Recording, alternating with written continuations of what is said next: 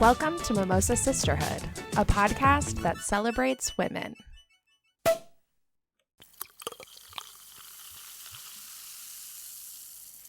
Hello, beautiful friends. Welcome back to the show. This is Melissa, and you're listening to Mimosa Sisterhood podcast, where we pop bottles and celebrate women's stories, past and present. Today, I am coming at you with another Everyday Woman episode where I get to sit down and have an honest and raw conversation with a real life woman that is literally kicking ass and taking all of the names out there in life today. And the woman that I'm chatting with today is about to slap you silly with a buttload of inspiration that I'm not sure that you're even prepared to handle yet. Like, the magic that is about to explode in your ear holes is going to be overwhelming, but also everything you've ever needed in your life. Today, I'm chatting with Pauline Nguyen. She is a developmental coach, an author, a restaurateur, a shaman, literally my therapist for 1 hour in this podcast episode. Like, she is all of the things, and I am so excited for you to hear everything that she has to offer. From the vulnerability of sharing her personal life story, one that is absolutely stemmed from survival. She, in her own words, had a shit childhood, and she's really spent her entire life healing those wounds and really shifting the framework of the generational trauma that existed in her family dynamics. Pauline is honestly an angel sent from a different dimension, and she shows up in this podcast episode giving her absolute all with the one intention of helping each and every one of us today heal, grow, evolve, and develop in our own personal mastery. So I'm beyond thankful for her time and feel completely blessed that I had the opportunity to not only hear her story, but share it with everybody else that's listening. And I'm just so excited to hear what you think about it, because this is a special one, and it's special from the minute that it starts, from the exact moment that it ends. So please do yourself a favor and carve out the next hour and a half to fully dive into this podcast episode. I guarantee you will get a lot from it. Other than that, thanks again for tuning into another episode with me and the podcast. And I hope you've got like 6 bottles of wine next to you right now, because Pauline likes to party. Let's get into it.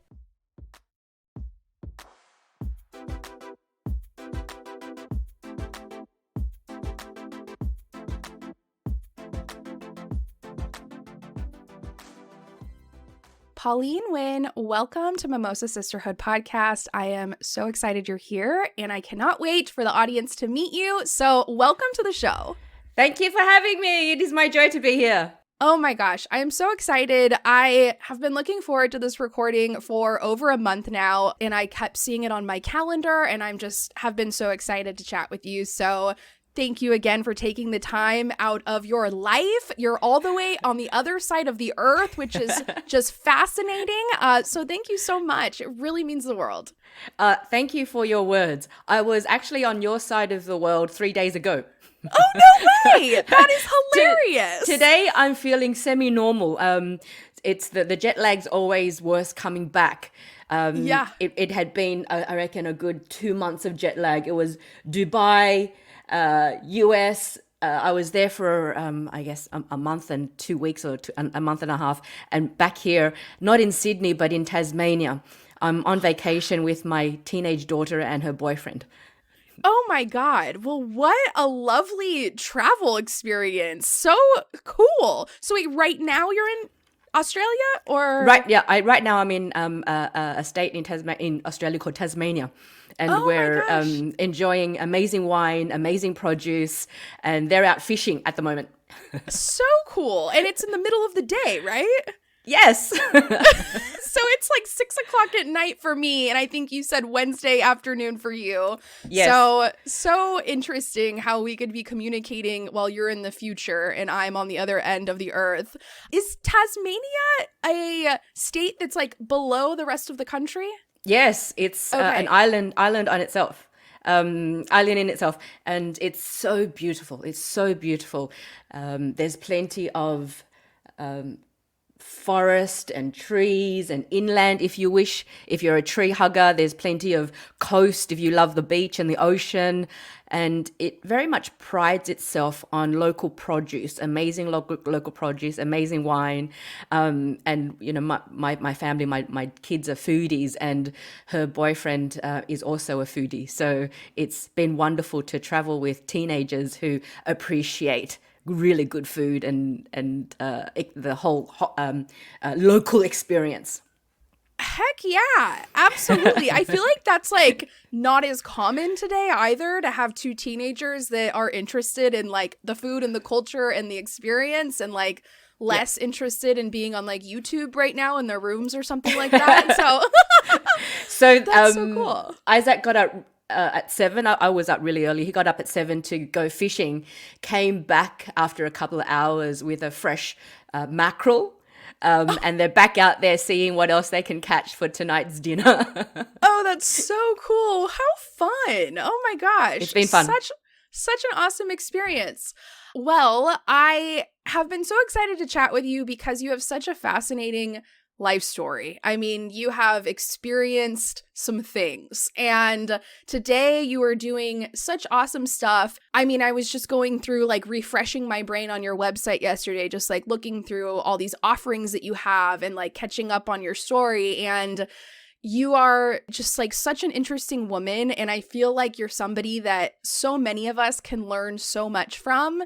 And so I've never met anybody like you, and I'm so excited to just learn more about you. So for everybody else that's listening, you are a development coach, you are an author, an entrepreneur, a restaurateur, a keynote speaker. Like, I mean, so many things, and it's fascinating. So I would love for you to just give the audience just like a quick, brief overview of who you are, where you're living, like kind of some of the things that you've done, and then we can dive a little bit deeper into your story after that. I love that. It's one of those things where I'm not sure if you're familiar with the Enneagram. Yes. So I'm type 7 Enneagram. So it's all about freedom. It's all about variety. And when we're playing the healthy Enneagram, we can be very, very accomplished if our heart and our energy is in it. And so I believe that the life we live must be the lessons that we teach. The life we live are the lessons that we teach. And you can't be an interesting person with interesting stories to tell if you don't do interesting things, right? and so it's whatever my heart, and I know that you've been studying also human design. So I'm a generator. So if my heart and my energy is hooked into it, I got to do the mastery on it. And it's not so much about trying different things. It's about, I don't want to be a dabbler. I want to do the mastery piece. And so as the life, as life unfolded, as I evolved, so I wrote a book in 2007. It became an international bestseller. I won awards for it. I was pushed into the writing festivals. I was a shitty speaker. Okay, this has got to change. So I've got to master that. I'm now represented by an agency called Ode, who represent the top 15 non-celebrity speakers in the world. So I got to get really good at that, you know. And then through my life experience, I started teaching what I've been learning, you know, and growing up was shit, right? Growing up was so shit. But we have a choice to say, I was the victim or I was the beneficiary. Can you imagine if we lived in a world where we were all beneficiaries, hey? So it was now, how can I frame all of that and teach people to see things differently. So I look back at that and I see that as my training. And so I teach people what I have had direct experience of. So that's the now. I teach stages of development, because that's what life is all about, right? About next leveling again, and just doing it with absolute joy, absolute joy. Totally. and deliciousness. How can I experience all of this and ingest and then share? And it all started when part of my story, or as far as my memory can go back, my family and I are boat people. And so after the Vietnam War, my father was a lieutenant in the war. And when Saigon fell to communist rule, he made the decision, as with so many Vietnamese at the time when Saigon fell, that we needed to escape the country. And he and his friends built a boat and smuggled us kids out of Vietnam from the center of Saigon. They posed as fishermen rather than escaping from some secluded area, and pretty much escaped right under the noses of the communists. And there were 6 adults and 6 children. The women and children, hid below deck, and we spent 9 days out at sea. And in 1975, 76, that's when we stayed a year in the refugee camp in Thailand. We were only meant to stay for a few months, but it was a tough year. It was where my brother Luke was born.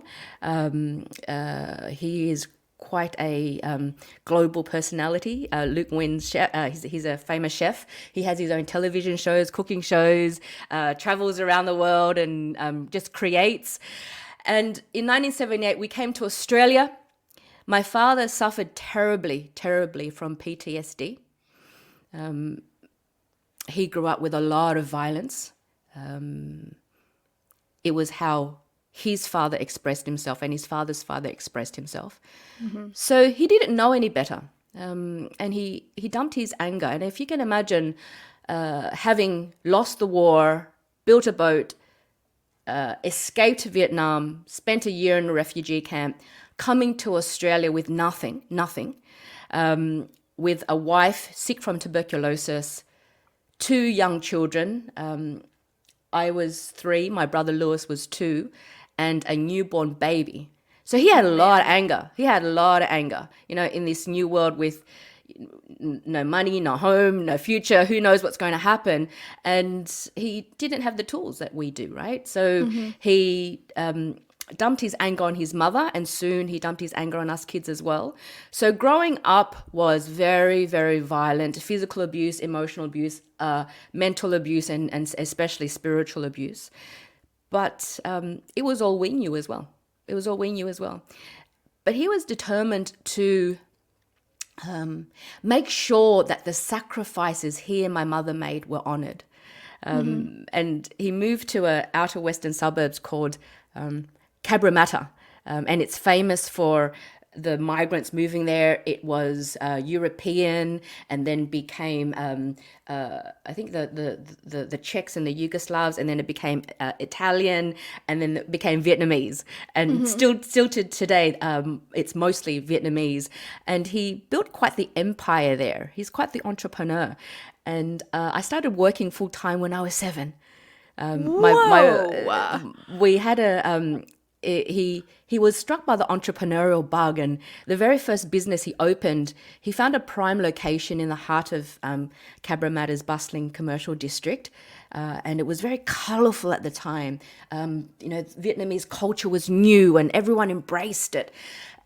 He built the first business he built was a video library, because it was post-war, so all the movies at the time were Full Metal Jacket, Born on the 4th of July, Platoon, Good Morning Vietnam, all that stuff that was hugely patriotic.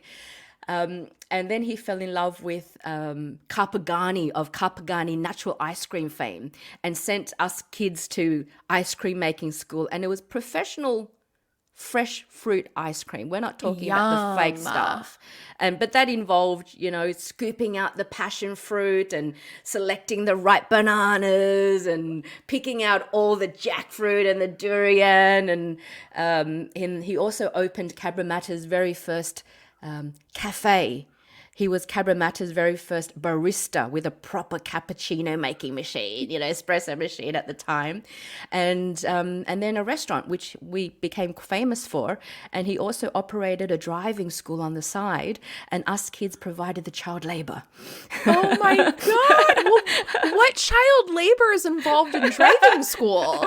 Oh, that was on the side. We were in the compound, and on top of all of this, we had to get good grades as well, because it's very important for the education piece. And we were beaten up if we had terrible grades. We were beaten up if we woke up late. We were beaten up if we came home late. And so we're fucking tough, man.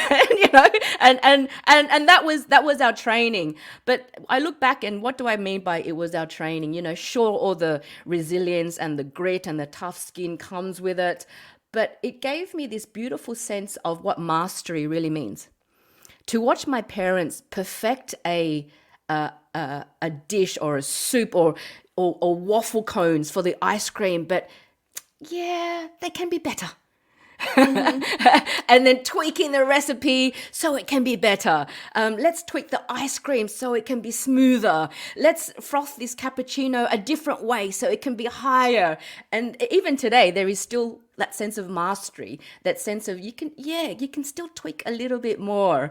And so the entrepreneurial spirit, that sense of mastery, that ferocious work ethic was literally beaten into us at a very young age. But look, the reality was life was shit. And I was sick of the violence. And at between 16 and 17, not quite 17, but close to 17, I ran away from home. Oh, wow. And spent many years hiding from my father and his men. And didn't see my mother. I broke her heart. I broke all their hearts. And my brothers, I have 3 brothers, they helped me to escape and kept my location a secret from my parents for many years. And were you far away, or were you just like kind of hiding in the same area? So it was Cabramatta, and I hid out for a little while in a suburb called Newcastle, a coastal beach town with some friends at the time. It was literally in hiding. And Newcastle is, I guess, a 2 to 3 hour drive from where we were. And I stayed there for a while. I knew that everyone was looking for me, and my brothers would inform me to lay low.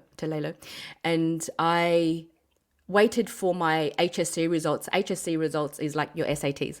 And I got really good grades because I was beaten up all those years to get good grades. And so I made it into a university, the university degree that I wanted to get into, which was a Bachelor of Arts in Communications. And so I had to go back to Sydney and finish my degree, looking over my shoulder everywhere that I went. Yeah. Paranoid that familiar faces would follow me, but I had to do what I had to do. I didn't want to become that loser that he thought I'd become because I ran away from home. He in his mind, the only reason why my daughter would escape or run away was she was either pregnant or a drug addict. It was neither. It's just I just really hated home. And because of my upbringing and because of my ferocious work ethic, I ended up working in some of the best restaurants under the tutelage of some of the best chefs and sommeliers and maitre d's in Sydney to help me get through uni. And look, I didn't really like uni. I'm not one for following rules and structure. Loved the hospitality scene. Graduated from university finally and lived in Paris for 5 years. Oh, wow. Came back to Sydney during 2000, which was the year of the Olympics. And that was when my brother Luke, it was one of his bucket list items. He had to open a Vietnamese restaurant. Again, his training growing up in Cabramatta. And in those years, Melissa, Vietnamese food was very much about home cooking, that very kitsch, formica tables, very Asian, and what it missed was the professional execution of a trained chef. We didn't see any of those sorts of restaurants. And Luke was in hospitality. I was in hospitality. So we experienced what home cooking and home style and all those family traditional dishes and that heart and soul that goes into it. But we also had the professional training. We knew what... the execution of how to make a proper broth, how to choose decent produce and match it with a shit hot wine. And so that's what Red Lantern was all about, bringing Vietnamese food out of that very home style expectation to a more professional level, even as service on the floor. And that was really the beginning of the Red Lantern fame. We attracted a lot of interest from the food writers, from the foodies, because the chef that we engaged at the time, who is Mark, who is the father of my children, he was a very famous chef at the time also. He was like, why not? I've never held a cleaver before. His history is Mediterranean cooking and European cooking and very much about traditional French procedures. And I've never held a wok before. So my parents and a master Chinese chef taught him everything that he knows now. And so we married the two cultures, and Red Lantern became this huge success. 20 years later, we're still around. We've survived, man, so many economic downturns. We've fallen to our knees time and time again. But that's the grit part, right? That's the grit. That's where the training comes in. We come back and we swing the bat again and we swing the bat again. And I think there's something to be said for still staying in the game long after the others have given up, right? Oh, absolutely. Man, the last 2 years have been a fucker. We're still around. I was just going to say, oh my gosh. And on top of that, pandemics and lockdowns. And I mean, just here in the Los Angeles area, so many of our favorite places have been closed, or, a lot of these mom and pops that haven't been able to survive. And it's tragic to see that. I actually also worked in the restaurant industry all throughout college, and I worked in a farm to table restaurant with a Michelin star chef. So I got all of the experience of the fine dining and the wines and the pairing and like the art and the beauty of food. And it is absolutely a beautiful experience to see food in that kind of way, because a lot of the cultures today, it's just we're so busy and we're eating as quickly as we can and we're picking something up from this store or this fast food restaurant. But it's really a magical, creative world. And I totally know what you mean in, the excitement of being a part of something like that. It's just so cool that you built something like that with your own relative, and it not only was successful, but through all of the hardship, you guys are still there and still kicking butt today. So, wow, congrats. Yeah. Well, look, thank you. But it's hard work, man, consistently reinventing ourselves. And, we don't give up because it's hard. That's the hard thing about hard things. We give up when it sucks. And perhaps it hasn't sucked bad enough yet. Being in lockdown and just, okay, how are we going to reinvent? And we have reinvented again and again and again and again. We had a private dining room in the back of Red Lantern. It's 20 years. We're the most awarded Vietnamese restaurant in the world, and with no customers, right? Because we're in lockdown. And then when lockdown was relieved, we had number restrictions. So our private dining room, you can't have 30 people in a room. So what does chef do? He creates a barbershop because before he was a chef, he was an award-winning hairdresser. And a man of many talents. So he flew to Adelaide, up-leveled his skills, and we put in some amazing chairs. It's just become this cool hub. And at nighttime, we can't have as many people as we used to, but it's maximum 12 people. And they're now having this cool dining experience in the middle of a freaking barbershop. Right?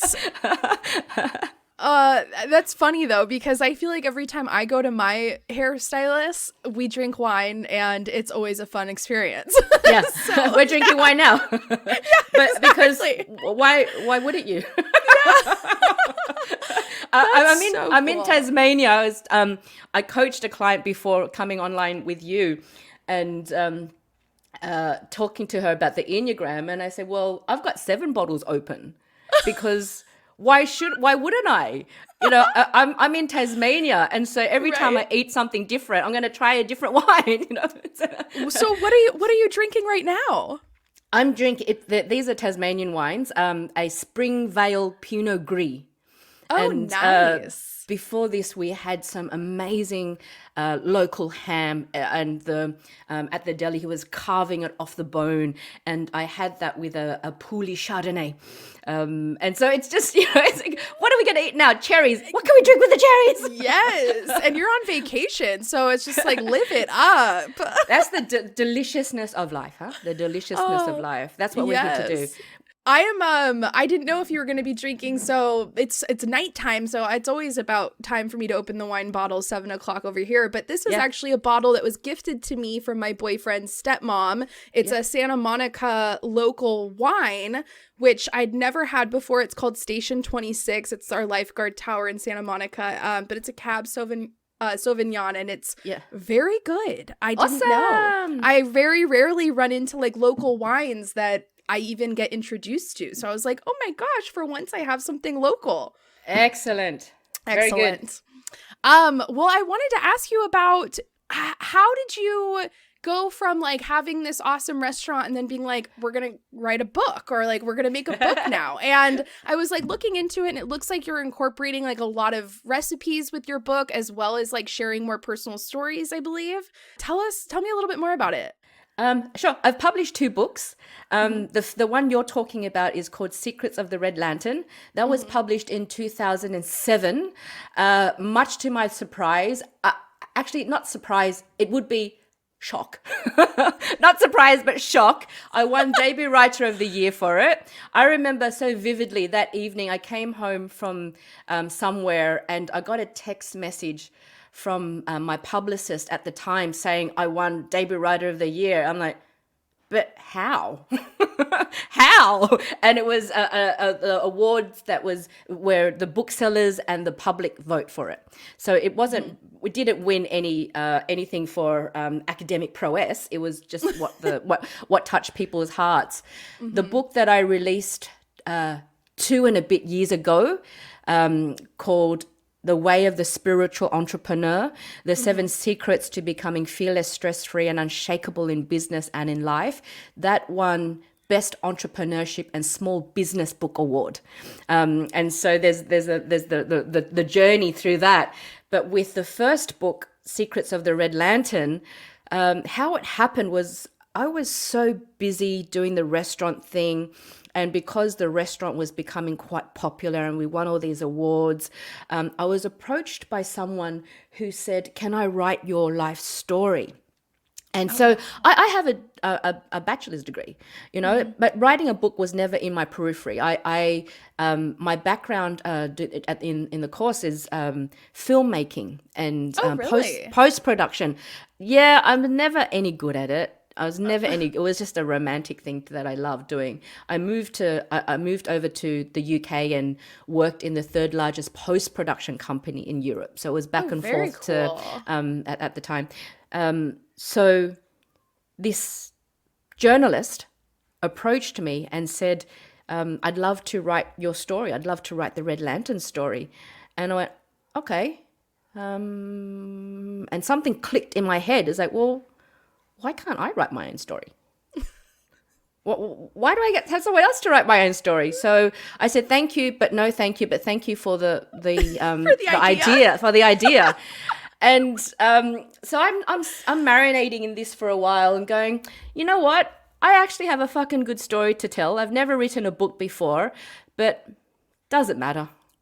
It's like I love singing. I'm terrible at singing, but doesn't matter. And so I wrote a few chapters. I reckon maybe 3 chapters. I put together some sort of a framework and acted as if. And at the time, the most powerful publishing house in Australia at the time was called Murdoch Books. They're still around. They're just not as big as they used to be. And they were famous for lifestyle books. And this was during the time when, you know, a lot of money went into making the books and the photography and whatnot. And this is where providence and divine timing comes in. And so, Mel, I called up Murdoch Books. Hi, it's Pauline from Red Lantern. I'd love to come in and have a meeting with the head publisher. I had no idea who the head publisher was. I've got a bookstore, I've got a book idea. And I think it was Pauline from Red Lantern, which got me in the door.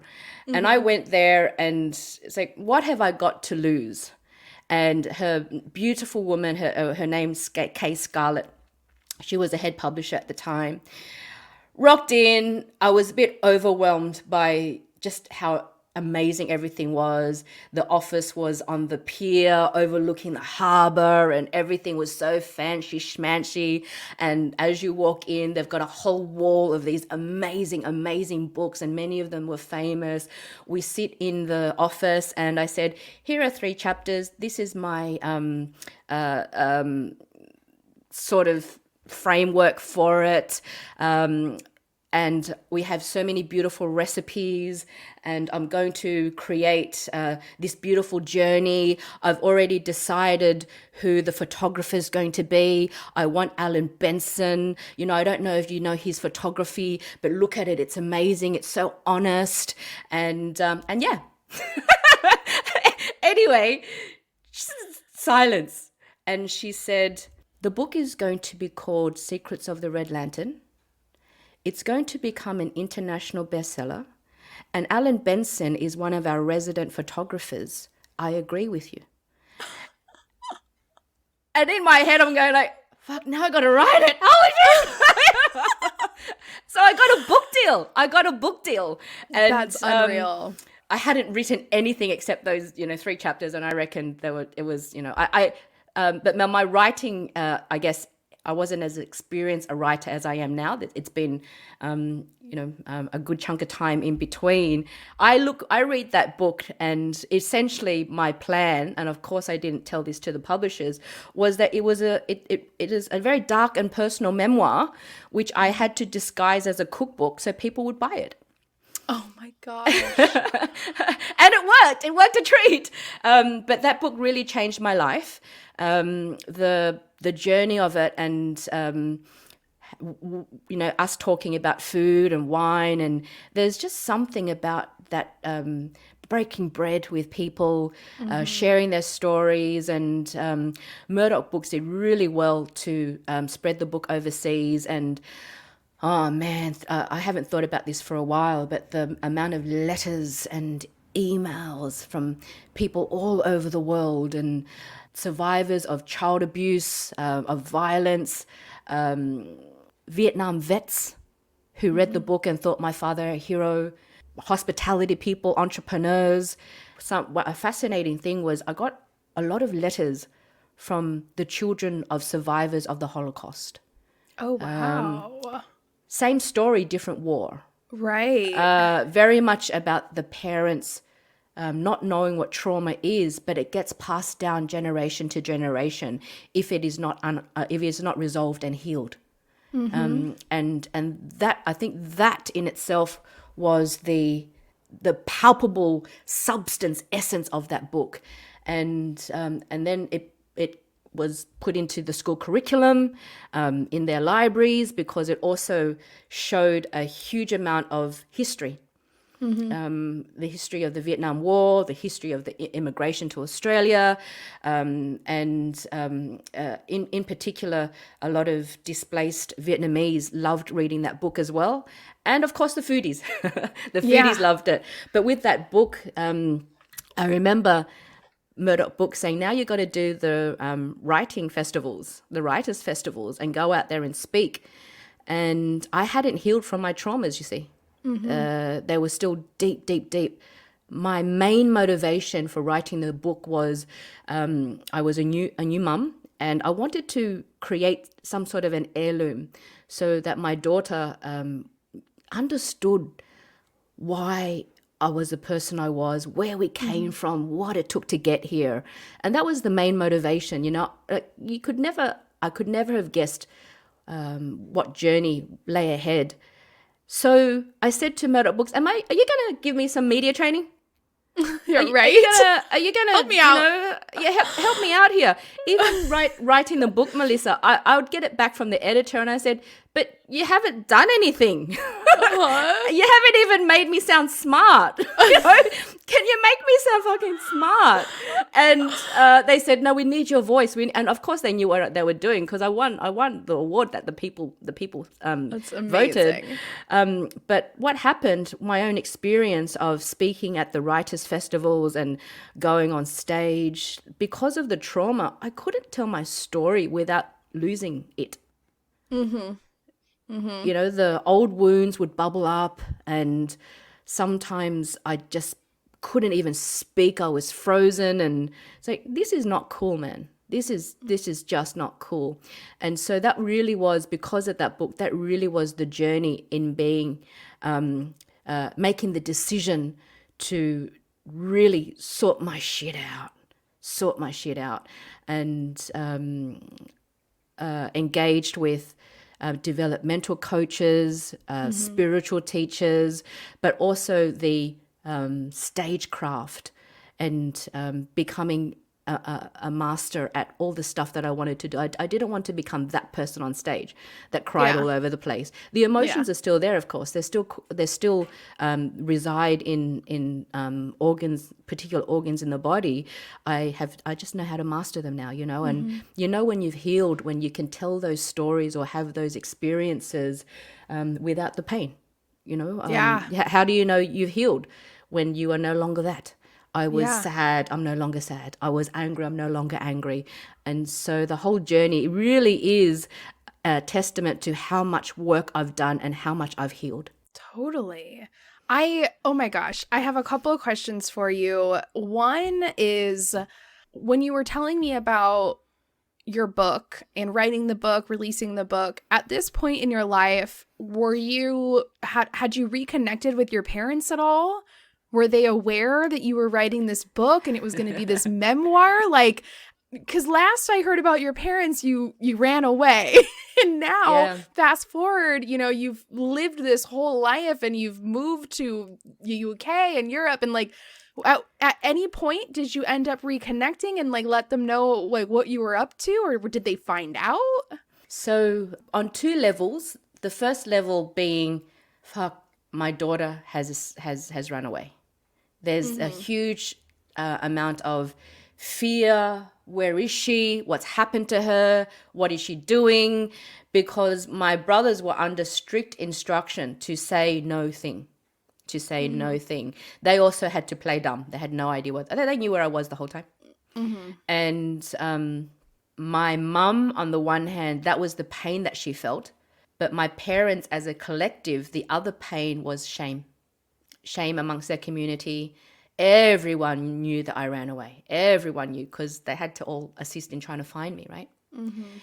And it got to the point where my brothers said, Mum is really suffering. So now, this is about 5 years since I've been gone. Mum is really, really suffering. And we would like for you to see her secretly. Can this happen? I think that if we tell her not to tell Dad, I believe that she won't. So, okay, I agreed. And I secretly allowed my mother to visit.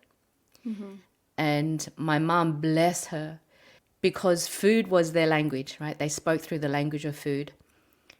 She would make my favorite dishes and hide them in the back of the freezer until the next time that she saw me. And so every time she visited, there'd be bags of frozen Vietnamese pork chop or fermented fish or pickled vegetables. She'd always make something of my favorite foods and freeze them so that I would have an endless supply every time she came in and topped it up. So after a few years of secretly meeting her, time heals, right? Time heals. Mm-hmm. And she begged me to see my dad. And I said, okay, it has to be with people around and it has to be in a public place. And again, so we're talking about mastery, right? My parents were still doing cooking courses, even in learning something different. And this was a course where they could learn how to be caterers and all the food safety and all that stuff that comes with being caterers. And it was held at the Queen Victoria building, which is an iconic building in the central business district in the city. And I remember that day so vividly, going with my brothers and my partner at the time, watching my parents in their chef's whites graduate from this course. Oh, wow. And there was a lot of pride, and it was also very weird and very awkward. And my father was on his best behavior. And he made a speech, and he said in his speech, "I wanted to thank my daughter for being here today." Oh, that's amazing. And so that was really the start of our healing. And then, Luke wanted to open a restaurant, and they came after their shifts every night and assisted him with secret recipes, and they taught Mark everything that they knew. And the days were long and the nights were long. And I said to my parents, I'm going to write a book about our life, and I'd love for your assistance with the recipes and historical facts, etc., dates, times, conversations. And they were so willing to help. So I got a lot of information from them. Mm-hmm. And I remember one day we were in the restaurant, and we had a big table. The publishers that were there, the designer was there, and the whole table was covered with photos of my father as a handsome young man, their wedding photos, our childhood photos. And my parents rock into Red Lantern when it first opened in Crown Street. And I remember him waiting at the door, stopping at the door, going, "Oh my God, this is actually real." It's not some university project. Right. It's not another not a WordPress blog that no one will read. read. It's not another shitty short film that she wants us to act as an extra in, because I was making these shitty short films at the time. And he went quiet. He looked at everything, and it hit him, the enormity of this very real thing. And he sat at the back, and it was processing, and he demanded to read my book. And it's not finished. Yeah. And there are 10 chapters all up in the book. And it was the 7th chapter that I'd finished. And the 7th chapter is the worst chapter about him. Ugh. My intention was to write the whole book and then give it to him in its entirety. Yeah. So that he could see what a beautiful arc of the story it was. It's a beautiful story of personal freedom and family and hope. It really is a beautiful story. But by the end of the 7th chapter, he demanded to read it. Mm-hmm. And I had no choice but to hand over the unfinished manuscript. I remember my brother Luke going, can we just make something? He said, he's going to read it eventually. Just give it to him. And I didn't hear from him for 3 months. Oh, wow. And I needed to hear from him. So Father's Day came, and I went home and faced the music, and I had a newborn baby daughter at the time.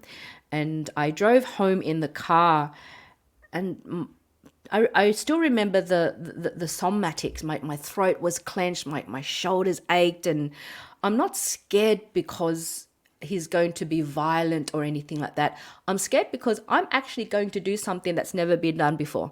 I'm going to end this family's pattern. I'm going to end this family's pattern. And so I'm at the door. I've brought with me a case of his favorite wines. He likes to drink as well. They open the door. They see Mia. She's so small. They take her from me, and we go in, and they've created this feast. I remember the dishes as well: caramelized prawns, caramelized pork, tomato prawns, and very fittingly bitter melon soup, and roast duck. And we sit down to eat, and I said, "Hey, Dad, what do you think about my book?" It's been 3 months. I have to finish this thing. Yeah. I have to finish it. And my publishers are putting on the pressure. And he went silent and he says, it's good. But there's just one thing wrong. The fish sauce recipe's wrong. And it's like, okay, this has got to change. It's the same pattern. Everyone's pretending again, And so we pretend a bit more, and I ask him again, Dad, no, seriously, what do you think about my book? And he gives me the same response about the fish sauce recipe. I'm really upset now, and so I grab my baby, I grab my things. I'm just going to leave. I'm just going to ride. I'm going to leave. And I said, no, ask him one last time. And I said, Dad, no, what do you really think about my book? Come on.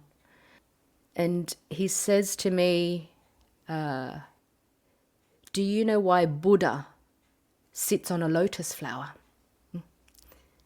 Like, no, Dad, why does Buddha sit on a lotus flower? And he says, there's nothing as beautiful as a lotus flower. Out of watery chaos it grows, emerging from the depths of a muddy swamp, and yet remains so pure and unpolluted by it.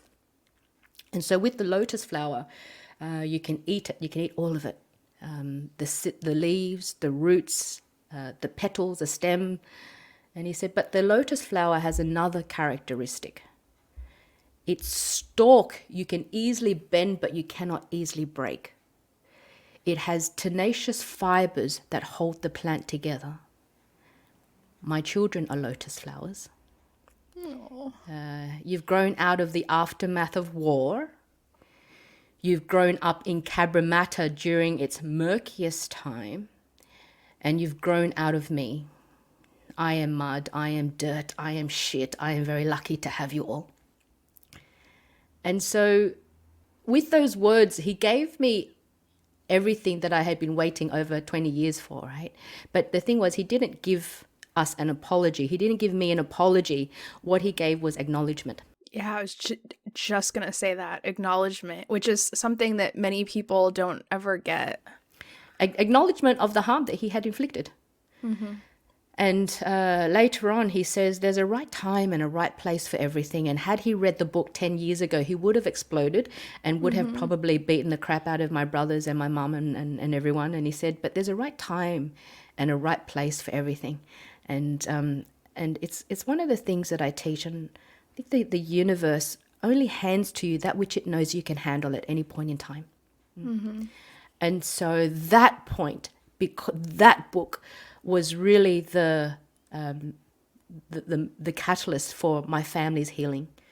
And so fast forward to today, we are all very good friends. Oh, I love it. And they say that we choose to come back in this lifetime to atone, to make amends. And it really is a case of evolving or repeat, evolve or repeat, evolve or repeat. And to change the karma, to end the karma, to make better the karma. And I can honestly say, hand on heart, he really has changed the trajectory of all of that. So ultimately, a very brave man to be able to read a story and know that it has gone out to the world and be very proud of it. He must be very proud. I'm very proud of him. I'm very proud of both my parents for the journey that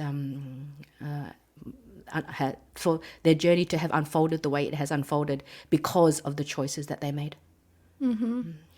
Oh my God, that is so powerful and moving and touching. I'm like tearing up over here. Like, what a beautiful story. And, you know, I in a sense, I have experienced similar things that you have growing up with particular personality types and trauma in the household. And I'm in my mid-30s and I'm still waiting for that acknowledgement that I've wanted since I was a really young child. So I know what that feels like and what that waiting is like. And I look forward to the day that I at some point, for whatever reason, get that same acknowledgement. I hope that happens for you also. Yeah, it's something I've really wanted for a long time. I'm curious, have you ever, during this entire experience of your whole life of just navigating all these different chapters, at any point did you ever attend like therapy of any kind? I haven't attended any therapy. I've had a whole lot of developmental coaching, and I still do. I still have the same coach as I did 12, 13, 14, 15 years ago. I have a string of mentors, and I have one executive developmental coach, but no therapy. Even though I know that there was I remember when I was pregnant with my first child, and the midwives, bless them, you know, you fill in those forms. Have you been beaten as a child? Tick. Well, your dad says, yeah, okay, tick. You was your mum this? Tick. Was childhood shit? Tick. And then, therefore, you must go get join this group. I'm like, okay. And so I joined the prenatal classes, and I knew that I didn't belong. I was like, you don't need to waste your money on me. It's okay. And I was writing, I was creating businesses, and then after the birth is that you, in case anything happens, go to these postnatal classes. And I found myself making up shitty stories just so I could fit in. I'm like, no, I'm not gonna do this anymore. And so to answer your question, it's not that I didn't think I needed it. I just needed the proof that I didn't need to from the experts. And so it's not for me, it's not about the coaching that I do now is not about psychotherapy. It's developmental coaching to develop to the next stage of our evolution. Yeah, one thing I always think about and I talk about a lot on this podcast is that, all the things that we never learn in our lives, they either just are not taught during the school system, they're not discussed in the household. Like, there are so many important factors of personal growth and development that we get absolutely zero guidance on. I mean, really, life is just being thrown out into the trenches and you figure it out.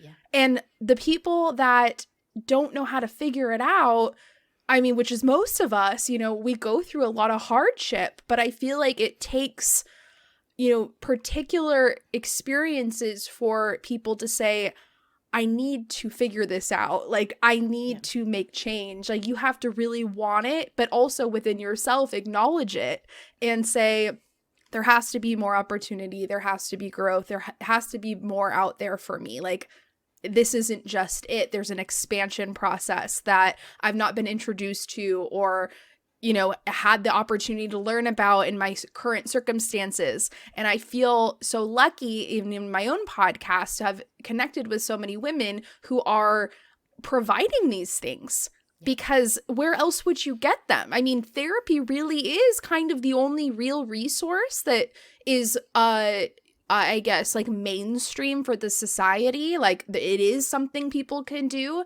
to get support and expansion, and it is available for lots of the world that have health insurance or can afford it. But I feel like there's this new wave of opportunity for people to really like zero in on the expansion and the evolution, and there's so many people that are offering it and helping you find it. And it's such a beautiful thing that I feel like I don't know how prevalent that was in the past historically. I mean, really historically it wasn't, unless you were like the witch lady down by the river that people, thought was to be burned at the stake. But like throughout time, it's becoming so much more common that, we're realizing and accepting and excited about exploring development.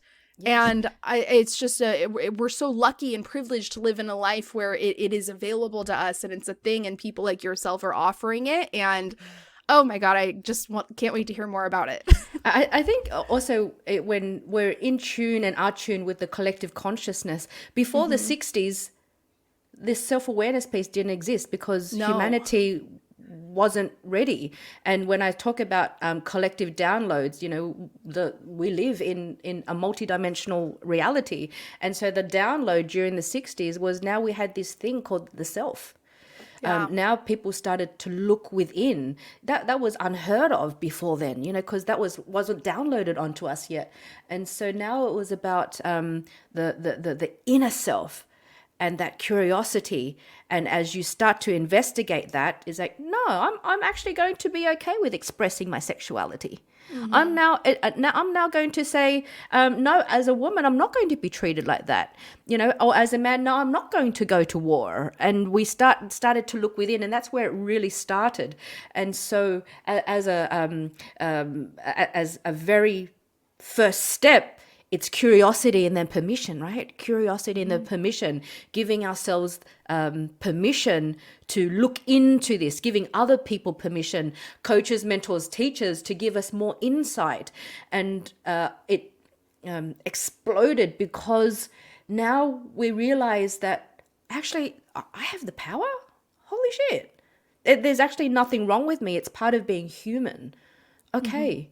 I'm actually allowed to be upset and angry and furious and joyful and sexy and all of that. So can we get to a point where we integrate all of it, grab all of it, putting into and holding on to it and integrating it, and then putting it out there as the truest expression of ourselves, the very, very best of ourselves in this very, very present moment, in the self-realization.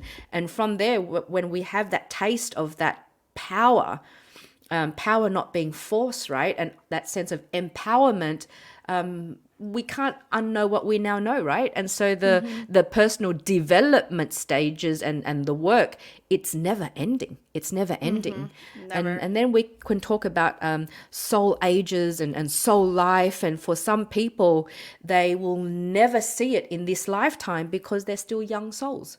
You need to be an older soul, at least a level 6 soul, to be able to say, okay, there is actually something more than this. But you have to have had those many lifetimes in order to be here. And this is what true spirituality is, to become now in spirit and inspired. And this is what fits in with developmental psychology. And I love this podcast. It's like, hey, what are you drinking? Let's drink wine, do you like sex? Yeah, so do I, And the book's called The Way of the Spiritual Entrepreneur. I speak around the world about spirituality, but my spirituality, the spirituality that I teach, has nothing to do with tarot cards or palm reading or Ouija boards. There's plenty of people who do that much better than myself. The spirituality that I teach is the way of the spiritual entrepreneur. It takes an ilk of person to be an entrepreneur, and but the spiritual entrepreneur doesn't do things the old ways. The old ways being, I have to be the first at work, and the last to leave, and the old ways of entrepreneurship is, if you're not working to the bone and tired all the time, and if you're not risking everything, then you're not really an entrepreneur. You don't deserve that. Yeah, been there, done that, made myself really sick. Yeah. Oh, that happens to me all the time. It's really wild. I get into these ruts where I'm like obsessive compulsively. I have like a regular day job, like 9 to 5, Monday through Friday. And then I do this, which is every other hour after the fact that my 9 to 5's done. And I will have these weeks where I'm working so hard and I'm so stressed out and just totally energetically depleted. And then by the end of that week, I'm sick with the flu. Yeah. And I'm like, now I'm actually literally out for another 10 days. Like I'm sneezing, I'm like dying, like, and I've caught on to this pattern where I'm like, oh my God, I'm literally making myself sick. Yeah. How does that make sense? My body is actually becoming ill. Yes. It's disease and disease. And so that the way that, most people work, that's from an ancient age, right? That's from an ancient age. The idea that working longer and harder is more productive, that's kind of outdated, especially when your body is trying to communicate to you that that's not okay. That's the old model of success. And so I believe that we're here on this earth to do three things, is to evolve. You're not going to evolve if you're sick all the time. No. Right? And you're not going to evolve if you're not consistently doing the developmental work. And to, second of all, is to push humanity forward. What are we doing to push humanity forward? And the third is to do it with joy. With joy. And that's the third part is the one that a lot of people forget about, And so wearing burnout as a badge of honor or redlining, that's not doing things with joy, And, no. and you get it. We're not afraid of hard work. We can probably work harder than most people we know, right? We're not allergic to making money either. It's just not the drive. And we understand that if you don't do the work, you don't get the pay. But if you don't get the pay, you don't get to play. And the book is called The Way of the Spiritual Entrepreneur, The 7 Secrets to Becoming Fearless, Stress-Free, and Unshakable in Business and in Life. And we don't follow the pursuit of happiness because we understand that fearlessness, unshakability, stressing less, they are much more powerful traits as an entrepreneur. But we understand that it's not the pursuit of happiness, but finding happiness in the pursuit. Mm-hmm. And so, if we're going to deliver world-class artistry, world-class mastery, we understand that working more often produces less. Hey, Mel. Right? You're gonna get sick, because you don't get time to recover. You don't get time to renew, to regenerate. You don't get time to read or study more, to contemplate, to daydream. And so those who follow my work, they'll know that I spend a lot of time in my bikini in the sun. Oh, I love it. by the ocean, walking barefoot on the grass, waking up and watching the sunrise. And there is a whole lot of scientific data behind why I do the things that I do. And, allowing myself to daydream so that I can be in a place of stillness, so that I can be closer to the sun, the solar, the soul, the solutions. And I'm not going to find the solutions in life if I'm freaking busy. And I'm not going to find the time to be still so that new ideas can incubate. But then when it's game on, man, it's game on. I reckon we can outfocus, out-invent, outwork most people we know, right? But then when we've created this hot burst of flaming audacity, this hot burst of mastery, we go dark. Yeah. Where'd she go? Oh, she's gone. We can go silent. And because we rest is a weapon. Rest is a weapon. And, the legendary producers are the professional resters, the master resters. And so we see things very, very differently, not doing things the old way anymore. We ask ourselves questions like, what do I need to do to feel the way I want to feel? I want to remain in spirit and inspired so that I can do my best work. Okay, what do I need to do to feel the way I want to feel? Sit in the sun, be with my lovers, drink really great wine, match it with food, And so inner peace is my destination. Joy is my GPS. What do I need to do to feel the way I want to feel? And we do things very differently. And we're more successful at evolving, at pushing humanity forward and to do it with joy. So the spirituality I teach is very much about self-mastery and very much about embracing the deliciousness of life. And you know, what's one of the first laws of the law of attraction? Become fucking attractive.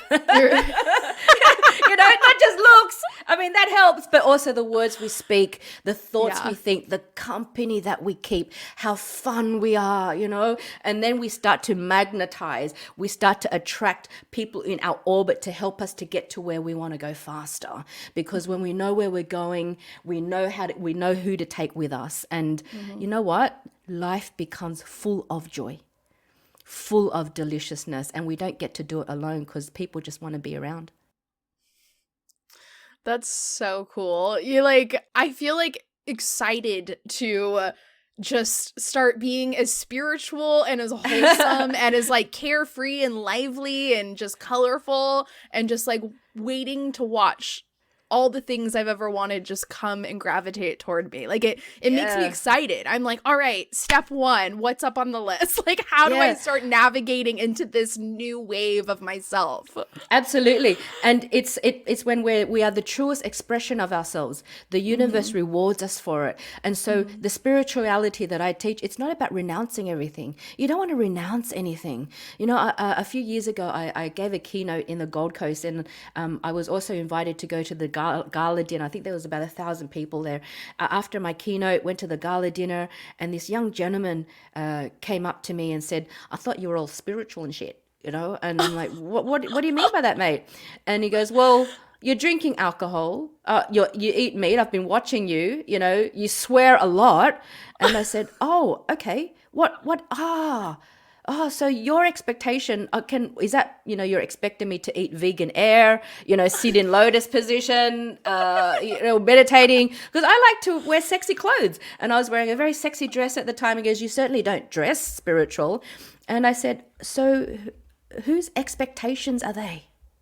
Yeah. And you're expecting me to live up to your expectations? Whose expectations are they, mate? And he just went quiet. And he nodded, and I said, "They're your expectations. Here you go. You can have them back." Yeah, right? There you go. But, you know, we're not here to renounce anything. And when we do the deep, deep spiritual work, the deep soul work, where we understand that we're not here as humans to have this soul experience, a spiritual experience. That's part of it. But we understand that we're here as souls, as spirits, to have the human experience. And when that really lands, when we can really, really get that, it changes the game, you know. And so without the human body, I can't, my soul can't hug my daughters. My soul can't hug my son. You know, without the human body, my soul can't experience the deliciousness of this wine or sit here and share this conversation with yourself. I can't call up that guy and tell him I've got the hots for him. You know, I can't dance and wear these beautiful clothes. That's what the soul needs the human body for. And then when we can really get that, you're going to want to embrace and inhale all of it and not want to renounce anything. And then the human body says, "Man, I didn't even know you were there. How's it going? Can we dance?" And the soul will say, "Far out, I've been waiting for you. Where have you been? Where have you been all my life?" And then when the soul and the human body get to dance together, man, life just becomes delicious. And then we can do it with joy. This is true spirituality, to live your life in spirit and inspired so that you can do your best work, you know. And otherwise, why are we here? Why are we here other than to express the truest, highest expression of ourselves?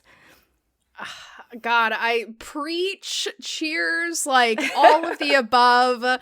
You know, I feel like I learned a portion of this lesson when I was around 19 or 20 years old. I was living in San Francisco and I was dating this hippie, and he was obsessed with the Grateful Dead, which is a band from the 60s, psychedelic music. He introduced me to the band, got me to start going to these concerts with him. And, you know, I was just kind of like a regular everyday girl. It was in college and I had gone to Catholic school my whole life. And I showed up to these concerts with just like an environment I'd never seen in my entire life. Like, it was people who were just living. Yeah. Like, that's the best way I could describe it. There was no concern, worry, fear, judgment. There was none of that existed in this world. It was just spirits at their highest high with like zero boundaries. And when I first started going, I was very self-conscious. I felt like I couldn't be that. I couldn't become this. I was afraid people were looking at me. Everyone was dancing wild with bare feet and paint on their face. And I was like, I don't know how to do that. Like, I'm not that person. And it took me a while to like grow into it. And the longer I went and the more shows I went to, I started to see my arms were a little looser. My shoulders dropped. My feet started kind of pitter pattering. I was spinning here and there. And within a year, oh my God. You were having a good time, experiencing joy. And I just remember like, and I'm still that way today. I'm still going to these shows in my middle 30s. I go by myself now. I dance in the front row all alone, spin, let my hair fly in the sky, sing at the top of my lungs. In 10 years, I've never once questioned, is anybody looking at me? Because it's never mattered. All that's ever mattered was feeling the music on my hands and my heart, my soul, and my ears, and letting my body move with it.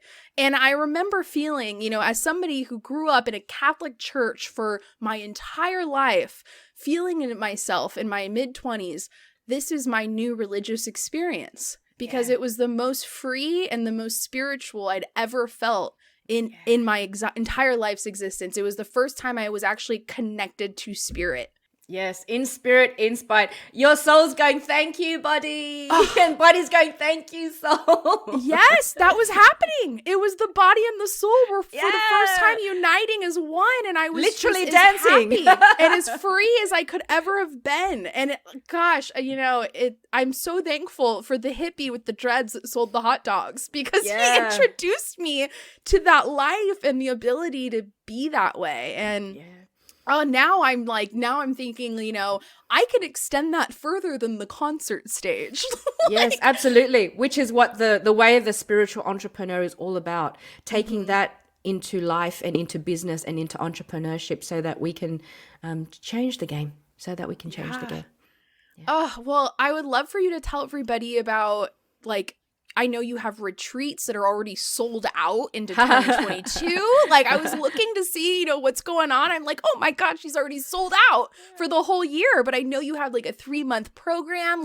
I'd love to just hear what kind of offerings that you have in case anybody that's listening is like, oh my gosh, I need to know more. I need to be deeper in this. I need to develop. Wonderful. Thank you. Well, I hold retreats. I lead retreats for men and women, not co-ed. I hold retreats only for women and retreats only for men. The women retreats, February has sold out, a few spots left in October. They're in New South Wales in Australia. I'd love for as many women as possible to send me your men. For my Ra retreat. Ra is the sun god. He traverses the sky, the middle earth, the underground, and the eye of Ra is his female counterpart. She's the violent one who will strike down any of his enemies who will dare harm her man. And so our men need protection too, just as the women need protection too. So it's not about men's work or women's work, it's about human work. And how we can support one another. The Ra retreat is in March, and my entrepreneur accelerator program has already started. I do that once a year. There is a wait list to go there. That is my signature program. That has changed so many people's lives. People have healed from cancer, from kidney failure, from depression, from dis-ease, to experiencing a very different life. You get me live for 3 months. And but a first, entry level into my work would be to get the book and to experience the meditations. I'm also shaman from many lifetimes. There's a whole lot of shamanic activation, and that's how I get results so fast for my clients and my students, because we don't only play with the semantic, we also play with the somatic, body work, breath work, movement work, and then of course the soulmatic, where the shamanic practices come into play, and we experience multidimensionality and activating the dormant DNA to be the truest, highest expression of ourselves. So there are meditations on my website that you can experience. So that would be a great first level. Otherwise, I'm a shit hot international speaker. Book me for your people. Yeah, absolutely. Oh my gosh. Well, this has been such a fantastic conversation. I have one more question for you, which I already told you earlier in the episode. But before we even get into that portion, I just wanted to ask you if I mean, honestly, I could talk to you for the next 7 hours, which we can't do. But if there is anything that you wanted to talk about and, we either skimmed past it or, it just hasn't gotten brought up yet, is there anything else that you want to tell, whether that's a portion of your story or more about being the spiritual entrepreneur or anything about the restaurant industry, just anything particular that we haven't covered that you really think is very important to include in our conversation today? I thank you. There's so much we haven't covered, but I think as we're going into 2022, given the tumultuous, eventful nature of the last 2 years, and this is not for myself, I don't want to sell anything, it's for the audience, to understand that 2020 was a 4-year. 2020 was a shit show for many of us. A 4-year being, it was the year of the architect, the time to build. And my guides and my teachers had already told me that something was going to happen. We didn't know what it was yet. And to tell your people, Pauline, to prepare. And I had told my people, so this was February 25, 2020. Mm-hmm. And we went into shamanic activation. We went into a deep journey. And the message was, clean your house. Clean your house. And those in my inner circle left shitty relationships, made sure all the legal papers were done. Some moved cities, closed businesses, left relationships, moved house. We started to clean our house. We started it. Who knew that it was going to be called COVID? Who knew what it was going to be called COVID? So that happened in March. And as the months rolled by, we needed to clean our house before the country went into lockdown. And Australia went into serious lockdown. We went lockdown every other country. We couldn't, you couldn't enter, we couldn't leave. And then 2021 was a 5-year. And now it's the year of the alchemist. So you spent the year building. We far out. I pivoted so fast. I took all my offerings online and killed it, absolutely killed it. And what does it mean to pivot? To pivot means a redirection of energy, right? We got to redirect our energy away from fear, suspicion, freaking conspiracy theories. Now we just got to get it done. So 2021 was very much the year of the alchemist, to not only alchemize what we've built, but alchemize this body, get fitter, use the time to become smarter, to build on our skill set. And so for your audience, 2022 is a 6-year. The borders are opening up. It's the year for expansion now. If you have opportunities overseas to expand your relationships, to expand your network, this is the year to really do it, and you will get planetary support. But in order to create more and bring more into our life, we also have to let go. Mm-hmm. It's also the year of letting go. Do you have the courage to say, this is not going to work for me anymore? Do you have the courage to say, I'm out of this toxic relationship? Do you have the courage to let go of the stories you've told yourself about yourself and believe. And in order for rebirth, there's always parts of us that need to die first, right? Do you have the courage to go through that death? Because if you understood what the new energetics and the planetary alignments and just, you can just see it on the macro of where the world's going, right? There'll be more uncertainty than ever before, but the strength of your character, the strength of your life, the deliciousness of your life will be directly proportional to how much uncertainty you can handle. The more uncertainty we can handle and embrace and be okay with, the more delicious your life is going to be. There's opportunity everywhere. And so that's what I wanted to express to your audience for 2022, to expand our relationships, to have more potent ones. But that also means to let go of old stories, let go of shitty people, let go of jobs that you hate, all that stuff. New energy, fresh energy, potent energy can't come in unless you get rid of the toxicity. And so that's what I wanted to leave your audience for 2022. It's the most exciting time to be alive. The most exciting time to be alive. I feel so happy that you told me this, because I went into this year telling myself it was going to be the year of evolution. Yes. And I literally just made a vision board yesterday, and I had a list of goals, and one of the goals said verbatim to forgive, to release fear, and to accept growth. Wonderful.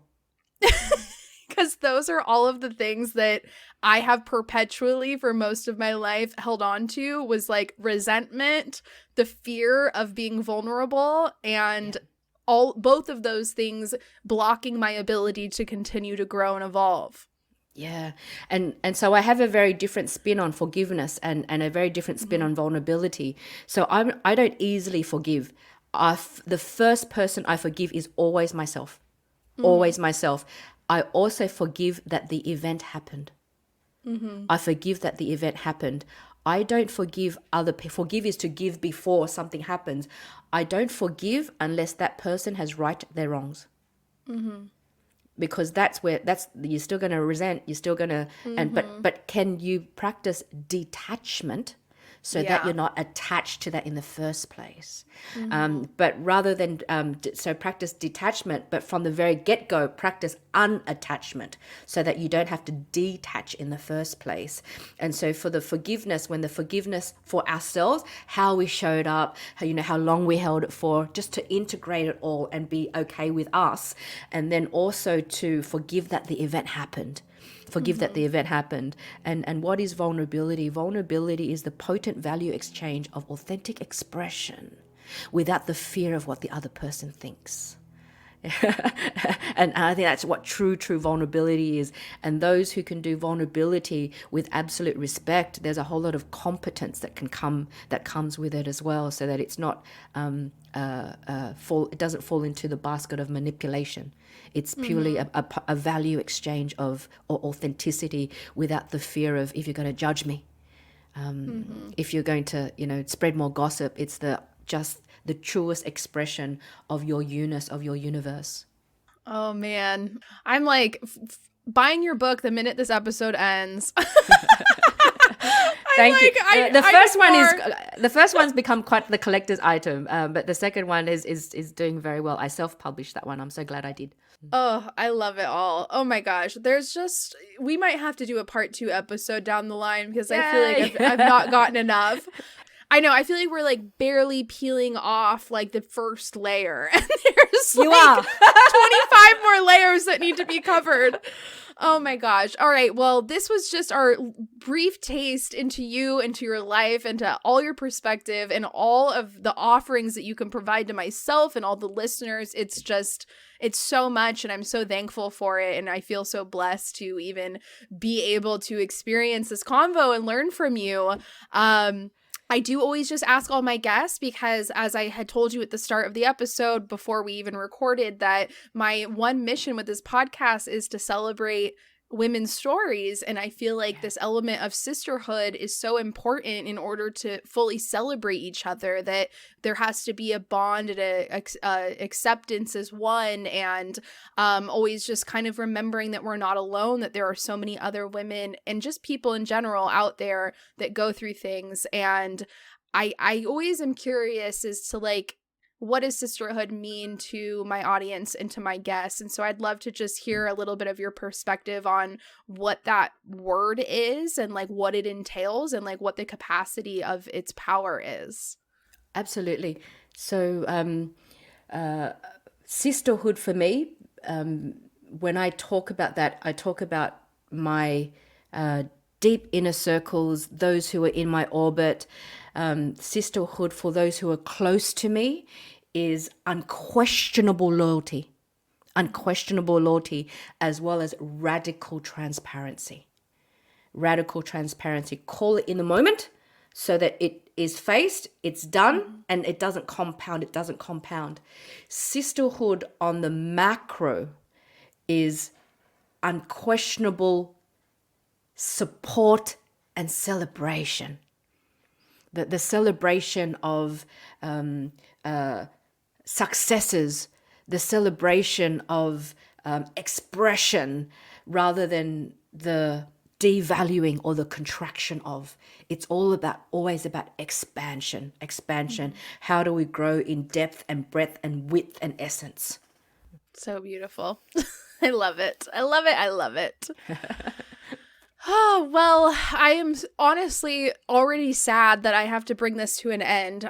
Like I said, I could just go all night long and I still have a quarter of a bottle left. But I just tell everybody how they can find you, how they can stay in touch, how they can learn more about you, how they can read about all your offerings. Because I know if they're listening to this right now, they're trying to they're Googling you already. Mel, first of all, thank you so much for having me. The joy has been mine. It's been so much fun. Please go to my website. Whatever resonates with you will resonate with you. www.paulinenguyen.com.au. I am a polymath. I do a whole lot of things. I do them very well. I am a panpsychic, and I don't call myself a healer because I don't want the responsibility. I think that personal responsibility is key.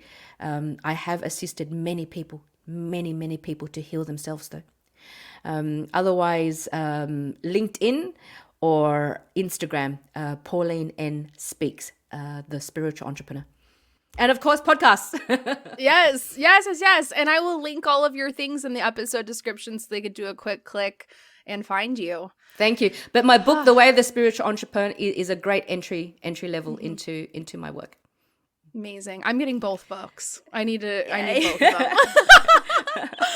Oh my gosh. Well, thank you so much. Meta. Thank you. I've already expanded. Just in the past hour we've been chatting, I can feel just the inches expanding, the energy, the vibration. I feel it. So thank you so much for being here activated. with me. Oh my God. Yes. Like green light go, activation on. Oh my God. Thank you so much. Thank you so much. Blessings to you and your audience. Thank you guys so much for listening to another episode of Mimosa Sisterhood podcast. If you've been enjoying the show and you've been getting some value over the past couple of years, please be sure to swing by Apple Podcasts and leave us a 5-star rating and a written review, and then head over to the Spotify platform and give us a 5-star rating over there, as well as they recently just launched reviews for podcasts. Podcast reviews are a huge help in attracting new listeners and showing the algorithms that this podcast deserves to be featured on their platforms. I really hope everybody enjoyed this episode with Pauline, and I hope you're stepping away feeling a lot more inspired than you were when you came into it. I'll see you guys next week. Bye.